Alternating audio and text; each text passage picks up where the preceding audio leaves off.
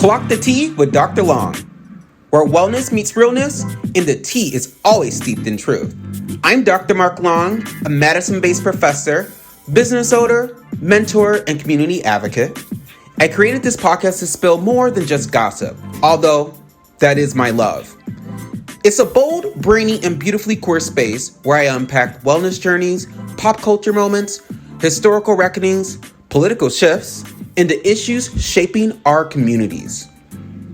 I bring lived experience, academic rigor, and a whole lot of sass. I'm introverted but opinionated, liberal and liberated, married, animal loving, and a proud Wisconsinite by way of Illinois. After shedding pounds in 8 years, I'm embracing wellness not as a destination, but as a radical act of self-love and survival. Now tune in because each episode is a chance to learn, laugh, and reflect and challenge the status quo. Whether I'm decoding political drama, honoring queer and black history, or spotlighting local changemakers, Clock the Tea is here to stir the pot with purpose. Now, come for the tea and stay for the truth. You are listening to Clock the Tea with Dr. Long. Welcome back to Clock the Tea with Dr. Long. This is your host, Mark Long. All right, so the topic I want to discuss today is dog walking etiquette. And I know I really haven't talked too much about the dogs that we have, but I want to go ahead and do that while also giving the places where we got them from a shout out because we love our boys so much. We have a red husky. His name is Ed. He is about, I say maybe about 5 or 6 years old. And then we have a Sheltie mixed with a Pomeranian. And he is about going on to be 3 years old soon. So Ed's been with us for about 4 years. And Leo's been with us for about, I would say maybe 2.5 years. And we're loving the energy that he brings to our household along with Ed. And they both are best friends. So anyway, I want to talk about dog walking etiquette because I feel like if you know your dogs, you are very conscious about their behavior and like it's okay if someone wants to pet your dogs. I'm not saying that, but recently, I have 2 dogs have a lot of energy. Shelties are known for their feistiness and Pomeranians are known for their kind of like cuddliness as well. And then I have a husky that's known to be very energetic, when they see people or other pets, they want to just play. And with that, I know if someone comes up and it catches them off guard and me off guard, they're going to want to jump all over the person and like go crazy. The issue is now, when I was heavier, I was a little bit more able to handle them when that happens. And now, being conscious of my size and their size, I'm a little bit more resistant to people coming up to pet them, especially if I'm at a crosswalk or anything. So I'm not trying to say you can't pet my dogs. They're really friendly, but I just fall. Like, I've fallen before when it's happened. I've fallen another time when it's happened. And I just, that's why I'm going for walks. So I can get more strength in my legs and, I'm doing other activities and that kind of thing. But, I've lost some weight, so it's a little bit harder to handle 2 dogs at once. So anyway, someone was crossing the street, walking fast towards us. And mind you, we were at a crosswalk. So we were crossing in the other direction, going from, where we were across the street, and they were coming from my left, coming towards us from the other side of the crosswalk. So we're waiting for traffic to cross by. It's a busy intersection, and as soon as it clears up, the guy just starts to pet the animals. And I guess it's fine, but we're at a crosswalk, so I don't want cars to start coming and we miss our chance. So I'm like, nope. Like, not necessarily for him to back off, but just so because Leo started to go a little crazy, started to jump all over the guy, and now here I am wobbling, and I'm in an intersection, my balance is losing. I had no choice but to be like, nope. And the guy, I guess, next to me you could tell he was kind of caught off guard. He goes, oh, sorry. And it's like, well, I'm not trying to upset you. One, we're at a freaking intersection, and, I'm losing my balance, and these are the kind of dogs I have, so I have to be conscious about everything. But anyway, what is, like, the etiquette? Because I feel like if you're aware of your dog's behavior, I think it's okay to set a boundary. But if it's something that you feel like you shouldn't have to set that boundary. If you have friendly dogs, you're on a walk, you should expect people to walk up to them. I want to hear the honest opinion of that, because that will kind of make me change my perception, and maybe I need to,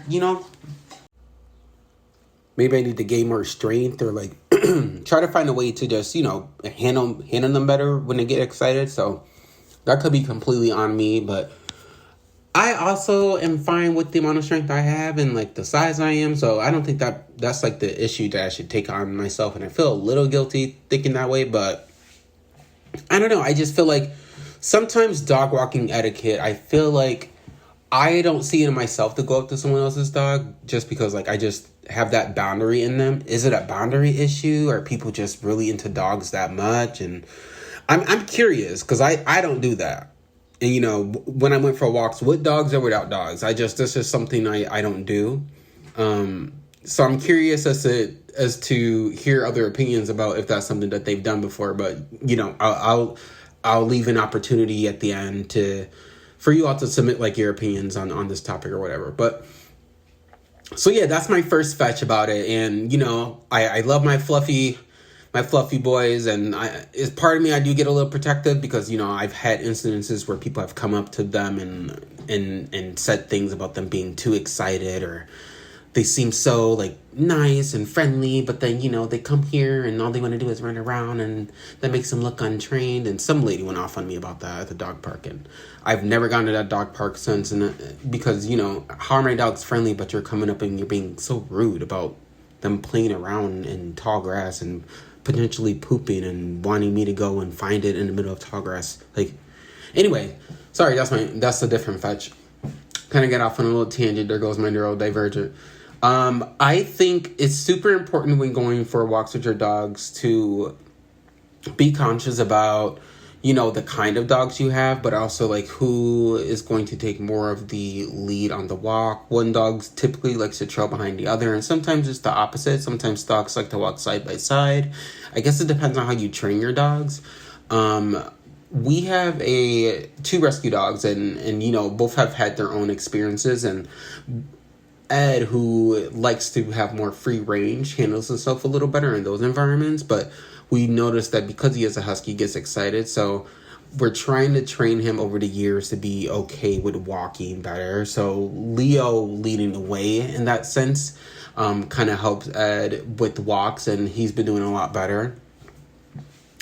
So like I feel like it's important to have that companionship with your dogs and knowing their personalities and what's needed and that kind of thing. I would also say dog walking etiquette, I think it's super important to pick up your dog crap, Obviously, there's times where I'm walking and I'm seeing a ton everywhere in the neighborhood. I'm like, whoa, if I pick up my dog crap, how come? But, that's a different thing. I just feel like other people should pick up their dog crap. Like, I shouldn't be seeing it everywhere. What's tea? If it's required for me, it should be required for you. I don't need anybody, like, giving me the side eye if I don't pick mine up, I'm not saying that people don't get away with it. Like, there's times, let's clock it, that I've gotten away with it. But most of the time, I pick up dog poop. I would say that. But I don't like walking past a certain street, I guess, bias, because there's dog poop everywhere, and I just start gagging. So I'm like, what? I just can't do the smell, especially if it's, like, rain frequently or whatever. So I would say pick up your dog crap, That's why they have those little to-go bags. I think that's super important. That's important, making sure that you are being consistent. I wasn't consistent with dog walking, and I'm not going to lie, during winter, I don't go for as much walks, especially living here in the Midwest. So, it's easier, I guess, to keep track of the dog crap is in your backyard, but sometimes I get lazy and I don't pick that up either. But, I think there are exceptions. I think in the winter, or if there's like bad weather and, your dog's really pushing for a walk and you got to just go out there and get through it, try your best to pick it up. But, sometimes it's not going to happen. I think that's normal too. So much more I can say on this, but I feel like I've hit all the points on that one. I think another good etiquette when walking your dog, especially if you're going to bike path, is to try to walk as furthest to the corner of the path as possible, especially if there's like limited grass in that direction. I also don't think bike paths are reserved for no dogs walking unless there's a sign that says that. So like just be careful with where you're walking your dogs. In my neighborhood, you can walk dogs on the bike paths in certain areas. You just have to be very conscious and careful, and I like to walk kind of on the edge, especially if I'm walking near or just crossing a bike path to get to a sidewalk typically. But just be careful. I be seeing people taking over the little bike path in the middle, walking, strutting their stuff and being in the way and shit and stuff. It's going for runs. And I mean, it's fine, but just, be careful. Like sometimes people be riding these bikes and I swear to you, they kind of give you like the weirdest mean mug ever. And it's like, look, I'm only on here for like 30 seconds. I'm just crossing here because this leads from this way to the other sidewalk where I need to go and finish my walk. So I'm curious, do y'all like walk like temporarily, or if you do on bike paths where you can, or do you just avoid all bike paths just to be like, safe or whatever? Because I think, of course, you should avoid them if to be safe. But ours is kind of built like as a walking path, which is so interesting. I've seen other areas in Madison where it's strictly no dogs walking on these paths or no bikes. So like, I guess it does depend, and that's something to consider. But I don't really think it should matter. Like, don't be mean mugging me if I'm walking my dog temporarily here for about 30 seconds. I'm not taking over the middle. I will say, if you are walking your dog in these areas and you are in the middle, you are in the way. And you know you are. So, like, save all the energy for all those people that are in the middle of the way. I'm not a middle of the way kind of girl. I like to get on there over by the little Goodman Center. No shade. Quickly take our little walk from crossing from one direction of the neighborhood to other angle of the neighborhood to get to the sidewalk that's around the Goodman Center so I can cross to that sidewalk. I don't know why I'm explaining myself. Look it up. You'll figure it out. But anyway, I want to thank you all for listening to my rant on dog walking etiquette. I think there's so much more I didn't cover, so I'm curious to hear a lot of your stories. So I am going to leave a way at the end of the podcast for you to send entries in, because we are going to start a You Pick moment or a You Pick podcast segment where you kind of pick the topic.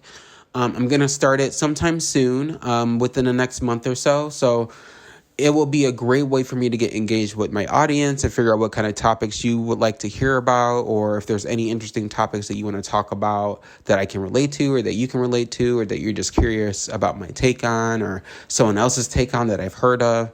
I'm here to just spill the tea and talk my talk. So thanks for listening, and keep tuning in because there's more to discuss. You are listening to Clock the Celeb in Reality with Dr. Long. This is your host, Dr. Long. Today, we're going to talk about the Real Housewives. We're going to hop right into it, and I have a lot to talk about, so I won't get into any celebrity gossip this week, but I will get into the Real Housewives of Potomac and the Real Housewives of Miami. 2 words, we have affair and we have arrested. Yes, you are listening to Clock the T. Did you hear that? Arrested in Westminster, Maryland, each slapped with a $50,000 bond. Wendy's facing 16 charges, including 7 felony counts for allegedly submitting false insurance claims, totaling nearly I think $500,000. And Eddie's charges haven't even been fully disclosed yet. We'll get more of that tea, I guess, when you find out more information. So basically, it dates back to April of 2024. The couple claimed that their home was burglarized while they were vacationing out in Jamaica. They came back. They said designer handbags were taken, anniversary bags, jewelry, all kinds of things. And basically, they said that they had their anniversary bands even taken while they were filing claims at jewelers and Travis insurance agencies and home sites. And the total, I think, was about $450,000 in property losses and about $2,500 in building damage. So yeah, this is where things get a little bit messy. So investigators behind the claim found out that there was no signs of forced entry at all whatsoever. They had an ADT alarm system, which was active the entire time. No motion was detected, no broken windows. Apparently, the Ring camera showed packages being delivered, but no burglars. Everything's being caught, in real time. Anyway, it gets crazier. So in the supposed entry point, A roof screen was damaged or something, but the window beneath was unlocked and untouched. No debris. There was no roof grit. And in fact, I think only one roof grit found inside was tracked in by the investigators themselves. So it wasn't even anything that was just, basically criminal. Oh my goodness. So the anniversary bands, I guess Eddie said that they were wearing them, and then later he claimed that Wendy's gold diamond band was stolen, and travelers paid XYZ amount of dollars. It's just so messy. And Eddie's a lawyer, and he runs this cannabis brand called Happy Eddie, which, I recently just started to support. And now there's apparently filed overlapping claims with multiple insurers without disclosing that detail. And there's just so much going on. They were taken into custody today. So I'm gagged. I don't know where this takes them on the show. I don't know how Wendy's going to respond to this, if she's going to decide to show up and have this conversation on camera with the girls. She's been very critical of Karen. This season, we have Kay calling her out all season because she said, the girl has switched up on her. Maybe she knew something was going on behind the scenes regarding this. So, there's also things going on in personal lives that we don't know, but this is a pretty big deal. Insurance fraud is something quite embarrassing when you claim to be this doctor person and this professional. And don't get me wrong, I don't know if this negates from their accomplishments on their own, but at the same time, that's something that I hold myself to a higher regard when it comes to being careful with finances. And I just think that anybody should do that, but especially because of my accomplishments, I don't want to then be someone who promotes, higher education and being responsible and thinking about others in the profession by spreading more education and more understanding on wellness. And then to be doing something like that behind the scenes is pretty crazy. It almost seems like the fame got to their head. So we know that this facade, this glam facade that's been happening, their narrative right now and storyline on the show is that Happy Eddie has taken off. And you see Eddie at the beginning talking to the kids saying, hey, this is what happens when you shoot for your dreams. And, it's just giving what's going on right now. If you're being inauthentic and you're doing something, you're going to get caught, especially if there's cameras all around you. You're posting on Instagram with items that you claimed were stolen. Oh, what I think happened, and I don't want to get controversial, but now that Miss Huger is out, she's like, baby. What you're not going to do is come in here and try to discredit me when you're a shady bitch. Karma's going to come back and get you. And you know what? Karen did her time, and Karma came back and got you, Wendy. I'm sorry. Because you were very vocal last year around this time about Karen and what she was doing. But behind the scenes, you were in April and May of last year being scandalous. Now, this is all alleged, I guess. But, the reports were released. So I don't know if it's allegedly anymore in regards to the claims and what's happening with the charges. But, this is a pretty big deal. So I don't know, maybe take a break and take care of your family. But at the same time, if you claim to be someone who stands on integrity, maybe this is something you need to answer to. I mean, they can probably get out of this. Now, I do think that Wendy and Eddie have connections based on their accomplishments and in their network within the DMV area, and also personally and friends and connections, I'm sure. Wendy was invited to the White House for her podcast or her talk show, and Eddie has taken off entrepreneur-wise. He's bought out in 5 states, but there's a little bit going on behind the scenes there. So it'll be interesting to see how they navigate their ways out of this. And this season is heating up. Wow. Man, well, we'll see what happens and what comes from this. I want to move on into another topic. Now we have the Real Housewives of Miami. We are almost through the reunion here, and we had the huge revelation that came from Julia about sleeping with Adriana back in the Hamptons. I believe it was in 2021 or 2022, something along the lines of that. And she said Martina knew about it. And Adriana is absolutely denying it. She's like, we never did anything. I don't, for lack of a better word, go that way or do sexual moves in that matter. And we have Julia, who is really exclaiming that it happened and that Adriana is basically not willing to own up to it and that she's been threatened by it and made to feel bad about it and kind of been held, to a different standard, like an underlink under Adriana because Adriana knew about this information. But what the gag was is Adriana decided to spill all this tea about her having multiple affairs outside of just Adriana and that basically Julia is known as a cheater. She apparently had this thing with this Haitian mortician, and then she also had another with someone else. It just got messy. And then I was just completely thrown off when she copped to it and said, yeah, Martina knows about that too.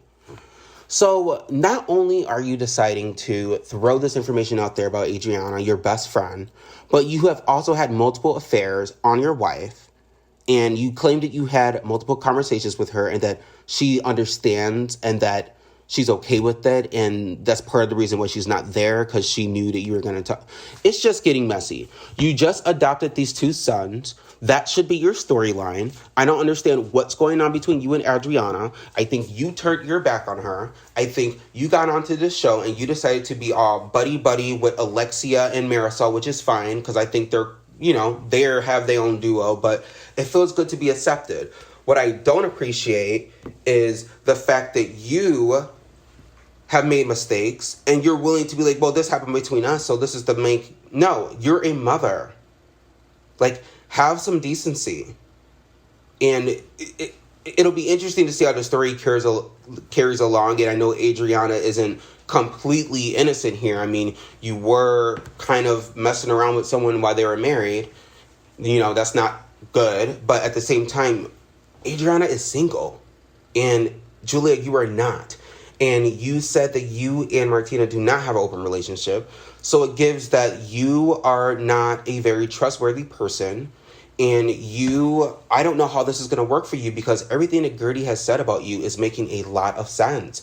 And you have to be willing to be a good person and be someone that people want to be around and not, come across as fake and want to throw people under the bus. That's not how you win fans over. That's not how you win over the edit, if you want to blame it on that. Like, you have to be willing to bring your authentic life, but in a way that's not damaging to those around you and yourself. So maybe this should be her last season. I'm okay with bringing back Dr. Nicole and another new housewife and throwing that in the mix, because maybe Julia isn't over her head, but the gag is she has a storyline now, so maybe there's something she can use from this. Anyway, that is my full recap for now. I still have not watching The Real Housewives of Orange County, so I will be getting to that with my husband, and there will be another drop of that later on. So thank you for listening. I really appreciate it. You can listen more to my podcast as we continue to give more story. Thank you.